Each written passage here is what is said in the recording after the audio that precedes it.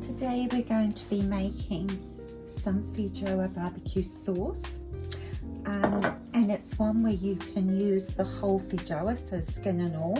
We just need to give them a really good wash and then just cut the tips off, and it does call for some tomatoes.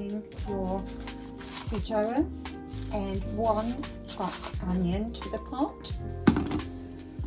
Okay, I'm going to use my frozen tomatoes. It calls for 5 tomatoes, but these aren't very big.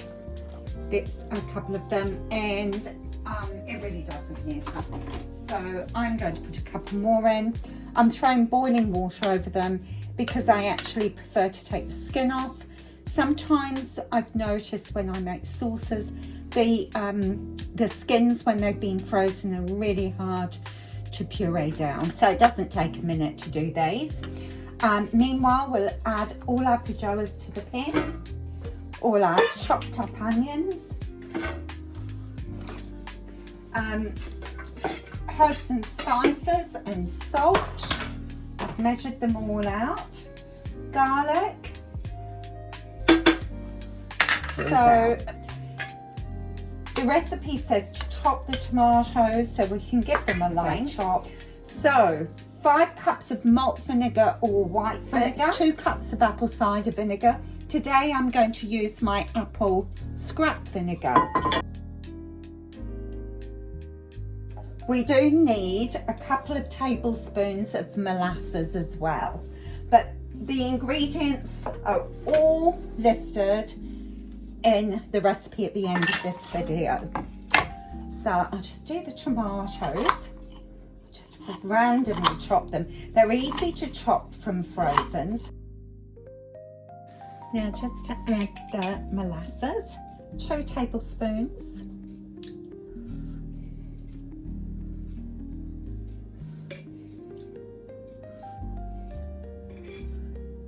That's a bit messy, isn't it? And my garlic. And what I tend to do is reserve 1 cup of the vinegar just to stir out the molasses and get as much out as possible. Don't want to waste it. And then we're going to add the sugar on the top and put it on the hob. And we're just going to put it on and stir it for a while until all the ingredients are blended and the sugar has dissolved. Just stir it up and just keep an eye on it until all the sugar has dissolved. So I will stir that every few minutes, just until the sugar's dissolved and the fluid is heated up. The sugar has all dissolved, so now we're going to just leave it to simmer gently for 3 hours. Now it's time to blend it all up. I often find that it's easier to use a blender rather than the stick blender, because especially with the Feijoa pulp, I want all that skin to be well and truly ground up, which I know with the stick blender I tend to miss it, but you do whatever suits you best. So I just do it like this and then transfer it into another pot.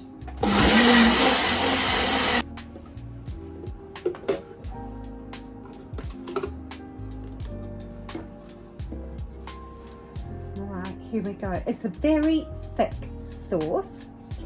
If it's too thick for your liking, then just add a little bit of vinegar to the pot, because we're going to reheat it anyway.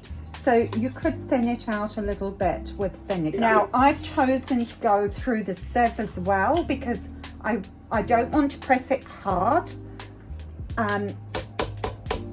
because I don't want any of the peel in my mixture. You can do it just in a sieve or a moulée as well if you like. However, this just plops through, and anything that is not so smooth, shouldn't go through the gaps.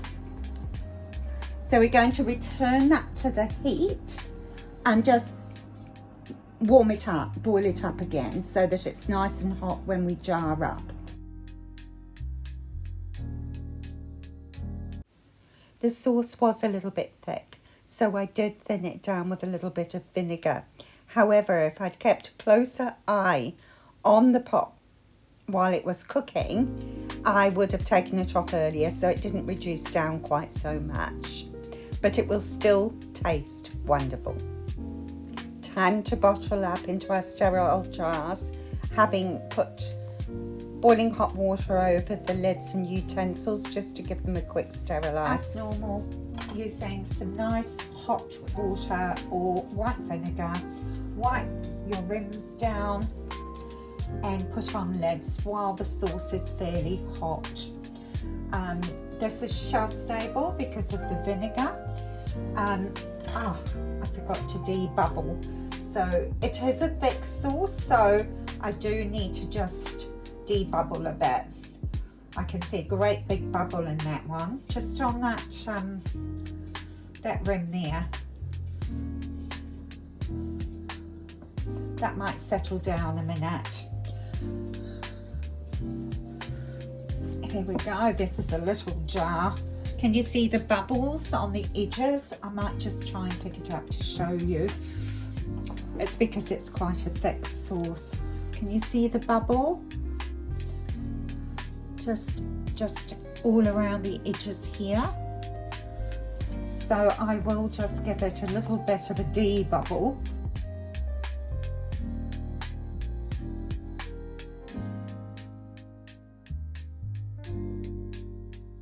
And here we have it, a lovely rich sauce, Feijoa sauce. It's a ketchup style sauce. If you can't eat tomatoes, just leave the tomatoes out. It works just as well. Stable. And the taste is absolutely amazing. It does have a slightly gritty taste. So if you do have palate issues, then it might not be the sauce for you, but I love it. It's just really, really delicious.